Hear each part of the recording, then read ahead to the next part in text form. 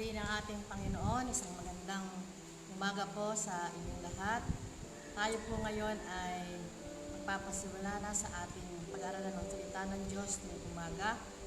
At ang pag-aaralan po ng salita ng Diyos ngayong umaga ay dito po gagawin sa Doropey, District 1, Baluarte, Capan, Nueva Ecija.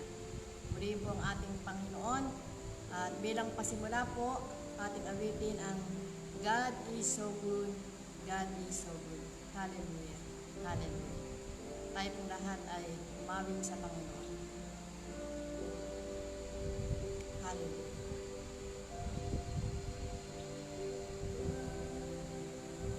He's so good, God is so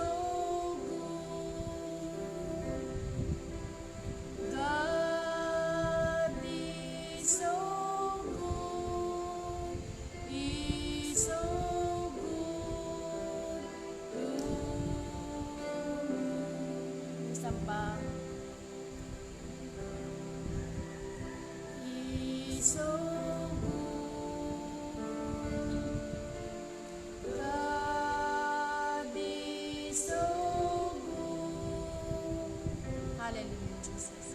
God is so good. He's so good to me. Ang Diyos ay mabuti. Ang Diyos ay mabuti. Hallelujah. Ang Diyos ay mabuti. Amen. Ang Diyos ay mabuti, mabuti sa atin. Minsan pa ang Diyos ay mabuti. Diyos ay mabuti. Hallelujah. Ang Diyos ay mabuti. Ang Diyos ay mabuti, mabuti sa atin. Hallelujah.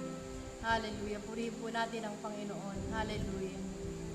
Dapat ka, O Diyos, sa papuri ng iyong maanak sa umagang ito. Purihin ka, Panginoon. Purihin ka, O Diyos. Hallelujah. Hallelujah. Tayo po ay manalangin. Hallelujah. Dakilang Diyos na makapangyarihan sa lahat, sa umagang ito, Panginoon, kami po ay nagpupuri, dumadakila, sumasamba sa iyong pangalan. Sa isang napakagandang umaga na muli po ay pinagkaloob mo sa amin, na patuloy po naming mamalas ang kagandahan ng iyong magawa, maranasan ang iyong katapatan, ang iyong kabutihan. Salamat po, Ama, at dalayan ko, O Diyos, sa morning devotion na ito, ikaw po magmuna sa amin, maging sa mga kapatid na nanonood ng live na ito, ang mga salita mo ang siyang mahayag, ikaw po ang siyang mataas, ikaw po ang siyang madakila. Asa yung abang lingkod na gagamitin ngayon upang magpahayag na iyong salita, magmuna ka po sa akin, Panginoon, at ikaw lang ang maitaas sa oras na ito. Salamat po, Ama, inaangkin namin ang katagumpayan ng gawain ito sa pangalan ni Jesus. Amen. Amen. Purihin po ang ating Panginoon. Bago po tayo magpatuloy sa pag-aaralan ng salita ng Diyos, tayo muna po ngayon ay makakarinig ng isang patotoo. At ang patotoo ay dadalhin po ng ating kapatid na si Sister Mikey Maniego Cordova.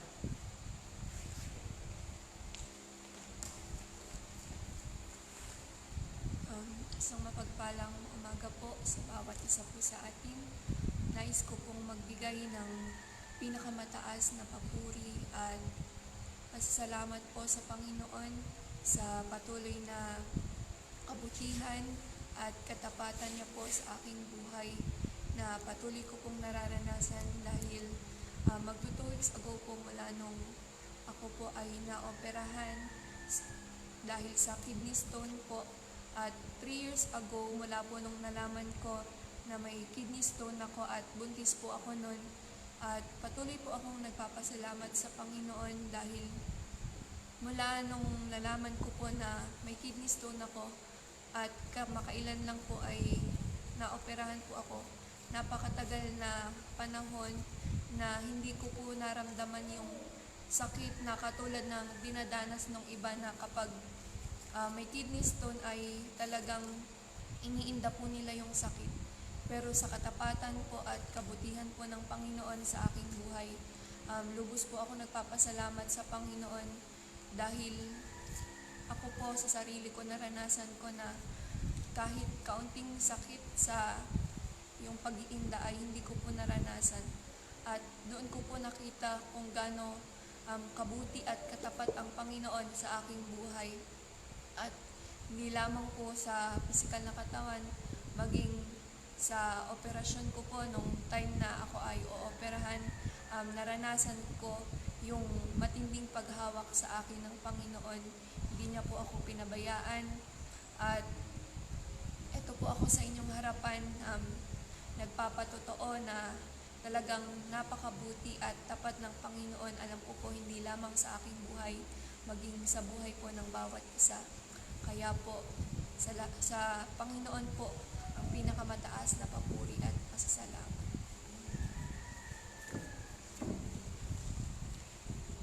Amen. Purihin po ang ating Panginoon. Ngayon po ay dadako na tayo sa pag-aaralan po ng salita ng Diyos. At ang salita po ng Diyos na ating pag-aaralan ay makikita po natin sa aklat ng Ecclesiastes o Mangangaral. Sa aklat po ng Ecclesiastes o Mangangaral, chapter 3, verse 11. Sabi po sa aklat ng Ecclesiastes, chapter 3, verse 11, ginawa niya ang bawat bagay na maganda sa kapanahunan niyaon. Nilagay rin niya ang sanlibutan sa kanilang puso, na anupat hindi matalos ng tao ang gawa na ginawa ng Diyos mula sa pasimula hanggang sa wakas. Ulitin ko po, ang sabi sa Ecclesiastes chapter 3, verse 11 o Mangangaral, ginawa niya ang bawat bagay na maganda sa kapanahunan niyaon. Nilagay rin niya ang sanlibutan sa kanilang puso, na anupat hindi niya matalos ang tao, na anupat hindi matalos ng tao ang gawa na ginawa ng Diyos mula sa pasimula hanggang sa wakas. Pagpalain po ang pagkabasa ng salita ng ating Panginoon. Ang nais ko pong bigyan ng diin dito sa talatang ating binasa ay ginawa niya ang bawat bagay na maganda sa kapanahunan niyaon. Purihin po ang ating Panginoon. Gusto ko po kayong simulan sa isang kwento sa talatang ito upang mas lalo po nating maunawaan ang salita ng Diyos o ang mensahe ng Panginoon ngayong umaga. Nakakita na po ba kayo ng paru-paro o mariposa? Marahil tayo pong lahat ay nakakita na ng iba't ibang uri ng paru-paro o mariposa.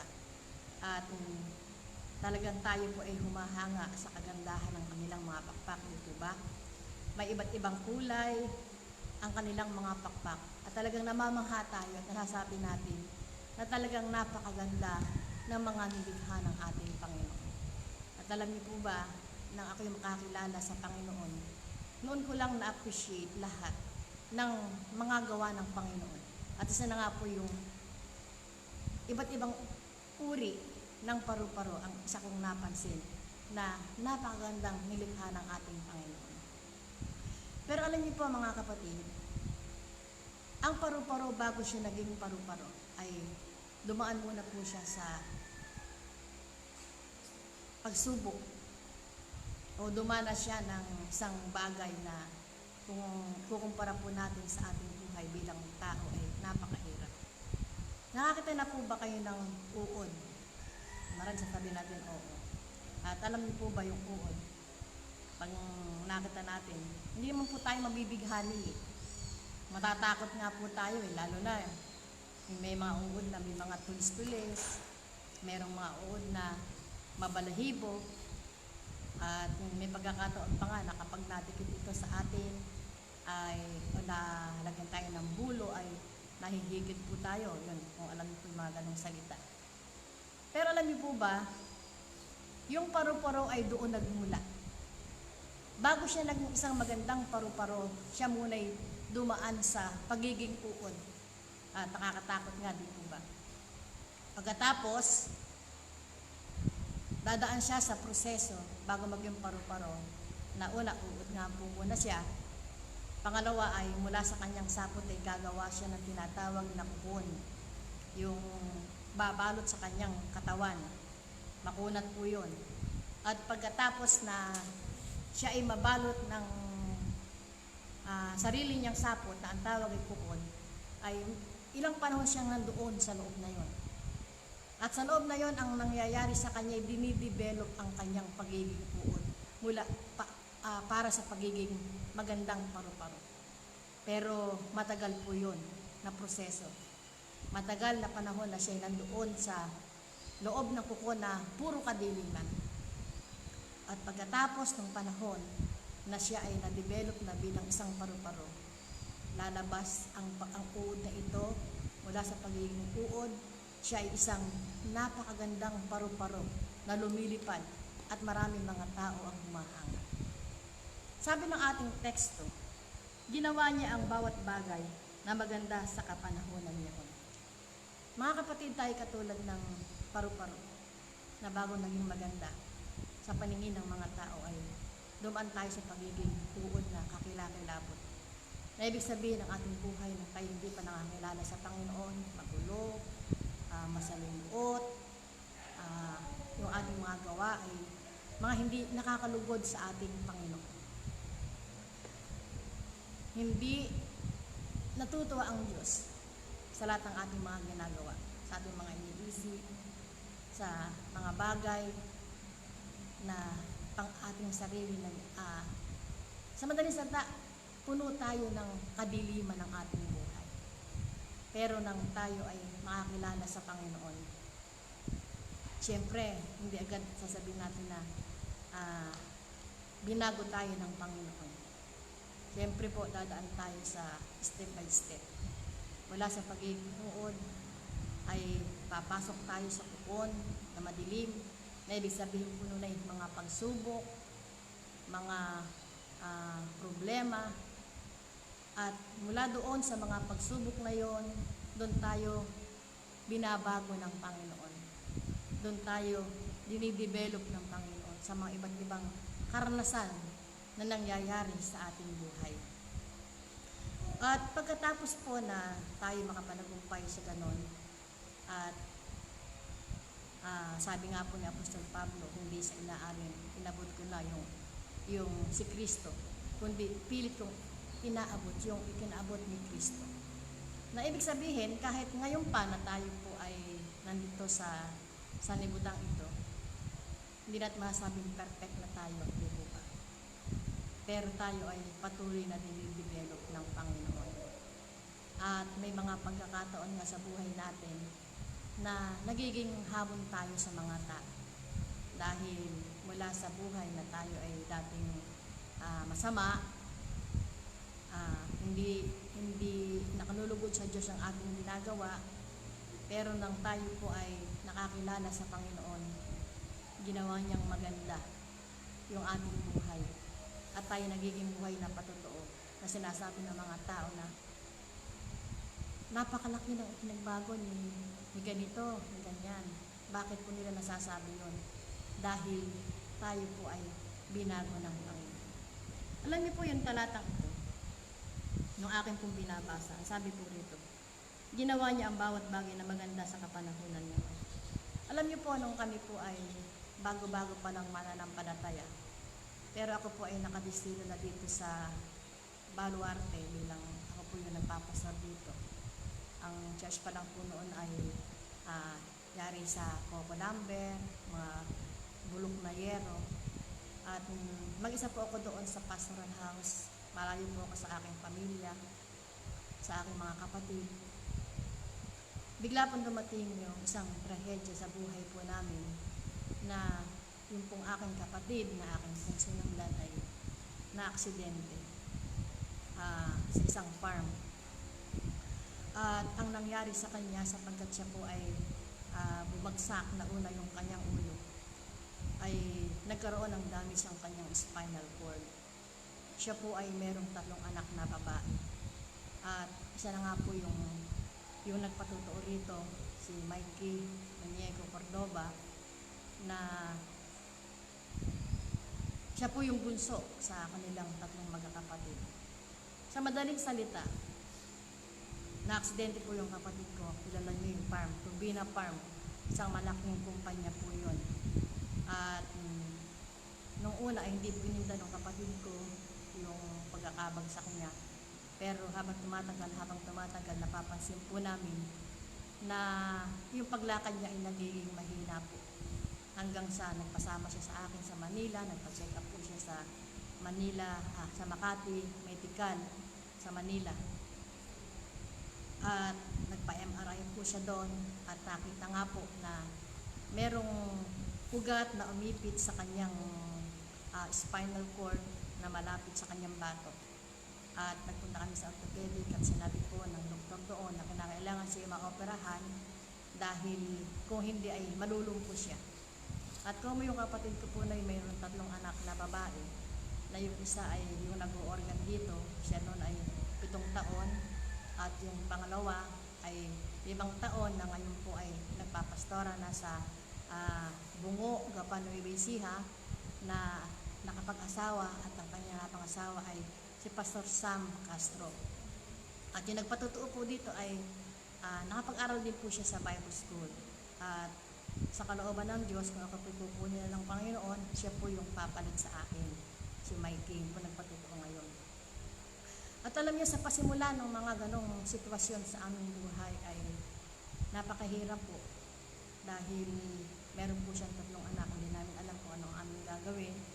Hanggang yung kapatid ko pong lalaki, yung bibong namin na sinundan niya ay sabi niya na sa Panginoon na bakit ganoon Panginoon? Kung kami po ay mga bago pa lang din noon sa Panginoon, sabi niya na bakit ganoon Panginoon kung kailan kami naglilingkod sa iyo, bakit nangyari ito sa pamilya namin? At lahat kami apektado dahil may 3 siyang anak. Sa madaling salita, yung nagpatotoo dito ay siguro mga 4 months pa lang siya noon dahil kapapanganak pa lang ng aking hipag. Kaya sa madaling salita, ako yung kasama-sama ng aking sangko, yung papa nila, na paruta rito sa Maynila. Hanggang sa siya po ay nagdesisyon magpa-opera dahil gusto niyang makalakad dahil sa kanyang mga anak. Pero sa kasawiang palad po ay open close lang yung pagka-opera sa kanya. Dito po siya sa Batok pinoperahan. Kakudrado po yung opera sa kanya. At hindi po naging matagumpay ang operasyon. Sa madaling salita po, siya ay na-comatose. At kinakailangan siya ilagyan ng respirator para po siya ay mabuhay. At kapag wala yung respirator ay hindi po niya kayang huminga sa kanyang sarili. Tinutulungan po siya ng respirator. Kaya nang tanongin ko po yung doktor na, Dok, hanggang kailan ganyan yung kapatid ko? Ang sabi niya ay maring 1 linggo, 1 buwan, 3 buwan. Hindi natin alam. Pero alam niyo po ba, yung kapatid ko ay inabot ng 22 years sa orthopedic. At ang isang himala ng Diyos, yung kapatid ko po na yon, wala kayong makikitang bed sore sa kanyang katawan. Maraming pasyente sa orthopedic, malalakas, hindi niya katulad na comatose sa kakagalaw. Pero alam niyo po, kung titingnan niyo sila, lahat may bed sore, nagaplatito, ang laki na talagang makita mo yung mga naman ay para bang yung tusinong pula na talagang dinadaing nila yung sakit. Pero isang himala ng Diyos, yung kapatid ko po na yon ay hindi po siya nagka-bed sore. At sa madaling salita, nag-alaga ako sa kanya ng 3 buwan. At ang sistema ko po noon, Monday to Friday ay ako po nasa Maynila sa orthopedic. Saturday to Sunday, yung pong kapatid kong panganay na may asawa na wala naman pong anak. Kaya kaming dalawa po ang naghahalili sa kanya dahil ako po ay wala namang pamilya at yung kuya ko po ay wala namang anak. Kaya kami po naghahalili. Pero dumating po yung punto na sabi ko, sangko po yung tawag ko sa kanya. Hindi po pwedeng habang panahon na ikaw ay aking babantayan dahil ako ay pastora. Meron akong ministeryong inaalagaan. At sabi ko, ang papalit na sa akin ngayon ay yung asawa mo, si Susan. Alam niyo po, iyak siya ng iyak. Sabi niya, huwag mo ako iiwan. Ayoko, ikaw ang gusto ko magbabantay sa akin. Sabi ko, hindi po pwede, sangko.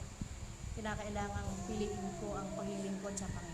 Sa madaling salita, itong si Mikey na nagpatotoo ay sinabi ko sa hipag awatin mo na siya sa pagdedi sa'yo. Sa madaling salita ay inawat siya ng halos wala pang 1 taon, 8 buwan o 9 buwan pa lang. At nagpalit kami, ang nilagaan niya, ang asawa niya, ang nilagaan ko silang 3 magkakapatid. Alam niyo, may maraming pagkakataon na pag umiiyak itong si Mikey na halos 8 buwan, 9 buwan, umiiyak din po ako dahil siguro nagugutom siya dahil naawad na po siya sa kanyang mama. At meron lang po akong Skyflex, pakakainin ko siya. Hanggang sa madaling salita, tinuruan ko siyang dumede sa bote, natuto po siya. At gano'n, nagpatuloy po, hindi po naging hadlang yung kapatid ko nasa orthopedic. Nagpatuloy po kami sa paglilingkod sa Panginoon. Yung kapatid ko po nagsabi na bakit gano'n Panginoon, kung kailan kami nakakilala sa iyo ay nagkaganon yung aming kapatid. At naunawaan niya yung nais ng Diyos sa buhay namin, na meron lang tinuturo ang Diyos. At sabi ko sa kapatid ko na yun na nasa orthopedic, sangko, ikaw ang aming prayer warrior. Kasi po, kahit siya'y comatose, yung ulo niya na igagalaw niya po yan. Semi-comatose lang po siya, yung buong katawan niya mula balikat hanggang pa, hindi po niya na igagalaw. Pero siya nakakausap po kahit butas yung kanyang yung kanyang daig. Nakakausap po namin siya. At ganun yung kanyang papel sa ministeryong pinagkatiwala sa akin ng Panginoon. Siya yung prayer warrior namin. Humahayo ko, katulong ko po nagpalaki sa 3 bata ay si Pastor Sosimo Ramones at ang aking puntatay, sila po yung kasama ko sa church. At yung mga batang ito ay talagang tinuring na tunay na lolo nila si Pastor Ramones. Kuminsan nagseselos pa nga yung tatay ko dahil mas malapit pa sila sa kanilang lolo-lolohan kay Pastor Ramones. At sa madaling salita, nagpatuloy kami sa paglilingkod sa Panginoon. Pagbukas kami ng mga gawain sa iba't ibang lugar. Sa side po ng aking nanay, nakapagbukas po kami ng church doon. Kasama ko po humahayo itong mga batang ito. Pinagkalooban ako ng Diyos ng honor noon, nakakarag-karag. Kasama ko sila. Pag kami po aalis, sasabihin po ni Mikey, Ma, Pay, kung bata po siya, tinawag niya akong mama. Akala niya ako yung kanyang mama. Ibig sabihin, Pay, magpipray muna kami. At ganun po yung sistema namin. Nakapagbukas kami sa lugar ng aking nanay, ng gawain. At kayo na nagpapastor doon ay si Pastora Carlota Sison. Maging sa side po ng aking tatay, nakapagbukas din po kami sa Malibay.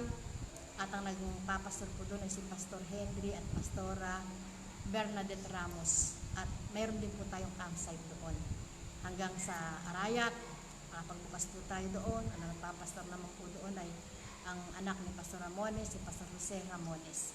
At nagpatuloy po hanggang sa nakapag-aaral po tayo ng maraming mga pastor, na ngayon yung mga pastor na yun ay may mga sariling church na rin po, kaya naging district 1 po ang Baluarte, ng pinaka-office ay sa PE, na ngayon ang aming supervisor ay ang asawa ng Pastor Ramones, Pastor Anelia Ramones.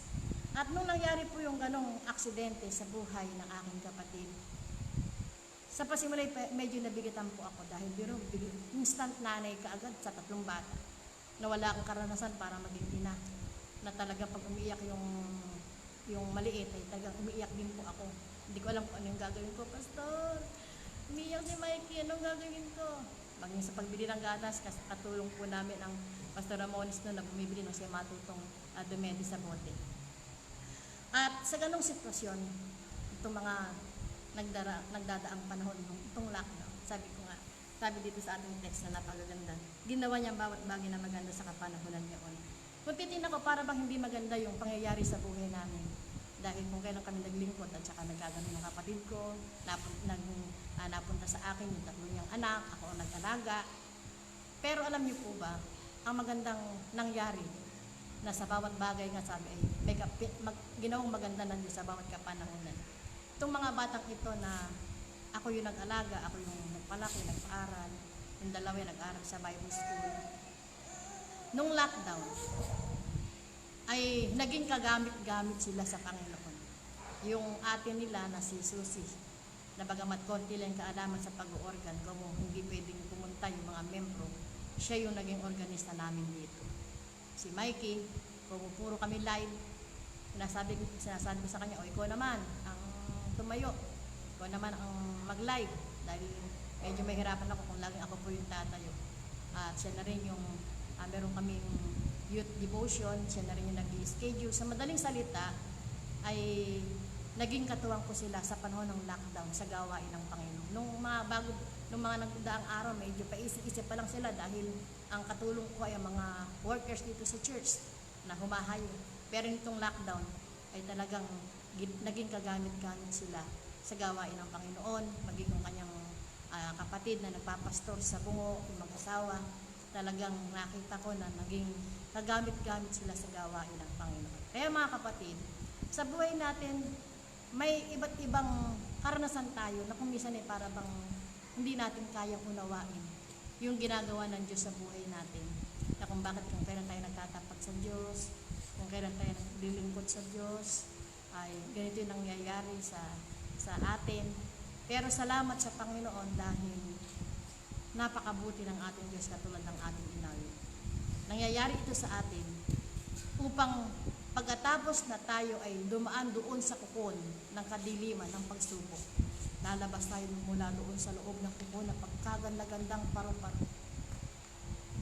At tayo sinisimbolo ng paru-paro na pagkatapos na tayo dumanas na maraming pagsubok sa ating buhay, mga kadiliman, pagkatapos na tayo makapanagumpay doon, maluluwalhati, mag-glorify ang pangalan ng Panginoon dahil ginawa tayong maganda ng Diyos sa paningin ng mga tao. Ang nakikita ng Diyos sa atin, ng mga tao sa atin, ay ang kaluwalhatian ng ating Panginoon. Dahil yung dating Marilu ay binago na ng Panginoon. Mula sa buhay na madilim ay niliwanagan ng Diyos. At heto tayo ngayon, tayo ay naglilingkod sa ating Panginoon. Kaya mga kapatid, sa umagang ito, yung sinabi sa Romans chapter 8 verse 28 na all things work together for good to those who love God, ay totoong nangyayari ito sa buhay natin. Nang lahat ay nagkakalakit-lakit, nangyayari sa buhay natin para sa ikaluluwalhati ng ating Panginoon. Ang lahat ng bagay nagkakalakit-lakit tungo sa ikabubuti ng mga nagsisiibig sa Diyos. Amen. Tungo sa ikabubuti ng mga nagsisiibig sa Diyos. Mahal natin ang Panginoon. Kaya sa buhay natin yung ating pinaka-text ay ginawa ng Diyos sa kanyang kapanahunan na maganda ang lahat. Kaya kung ano man yung kalalagayan mo ngayon kapatid, na ikaw ay naglilingkod sa Panginoon, lockdown, masyado tayong nahihirapan sa sistema ng ating bansa, ng buong mundo, ay alam ko pagkatapos nito ay mag-glorify natin ang pangalan ng Panginoon. Dahil may mga bagay lang po siya na itinuturo sa ating lahat. At ito yung nagdi-develop ng ating buong pagkatao sa harapan ng ating Panginoon. Kasi itong lockdown talaga lahat na pagtitiis ay gagawin natin. Yung lalabas ka lang ng bahay, naka-face mask ka, naka-face shield ka.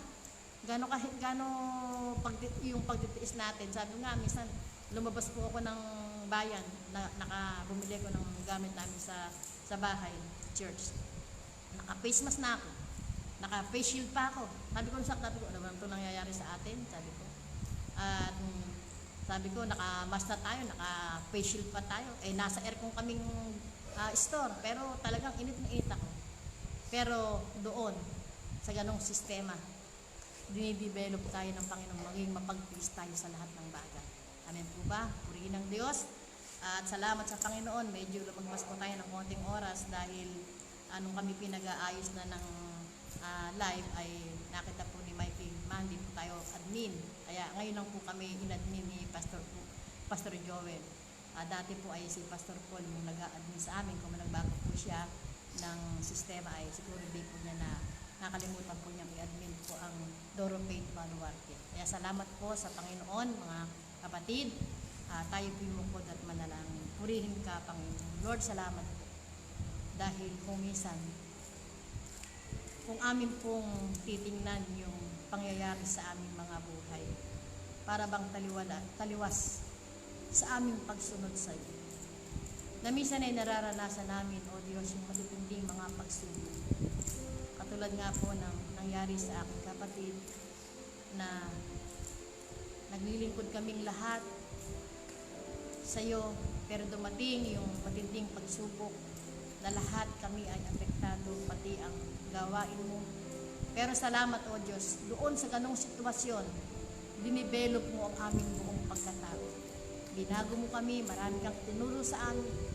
At ang isang maganda, O Diyos, yung kanyang 3 anak na aking inilagaan ay naging kagamit-gamit sa gawain.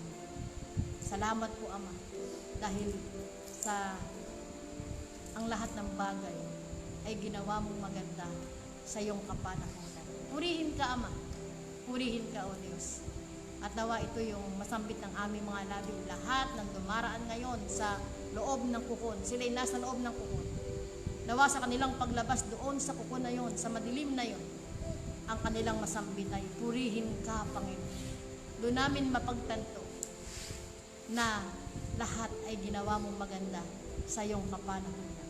Kaya masalamat po, pagpalain po ang gawain ito, pagpalain mo po ang kabuuan ng Doro Faith sa buong daigdig, at maging ang mga pastor, O Diyos, abutin mo sila, ang aming mga tagapanguna, pagpalain mo po sila.